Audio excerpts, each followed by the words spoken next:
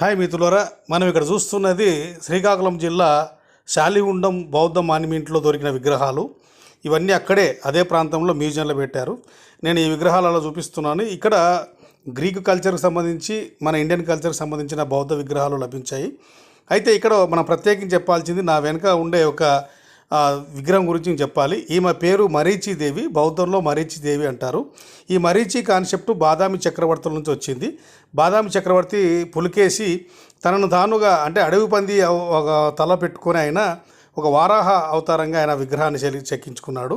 అయితే వారాహం కాదు, అడవి పంది అంత గొప్పవాడిని అని చెప్పేసి ఆయన విగ్రహాలు చెక్కించుకున్నాడు. అలా ఇక్కడ కూడా ఆమెను కూడా అంటే ఒక మహారాణి, ఆమెకు కూడా శక్తివంతురాలు, 4 విద్యల్లో ప్రవీణురాలని చెప్పేసి ఆమెకు విగ్రహాన్ని చెక్కించడం జరిగింది. ఈ విగ్రహాన్ని కాలక్రమేణా చైనాలో శక్తిపీఠంగా అంటే చాలా పవర్ఫుల్గా చైనా ప్రజలు కొలుస్తారు. మన దేశంలో దౌర్భాగ్యం ఏంటంటే ఈ విగ్రహాన్ని ఈ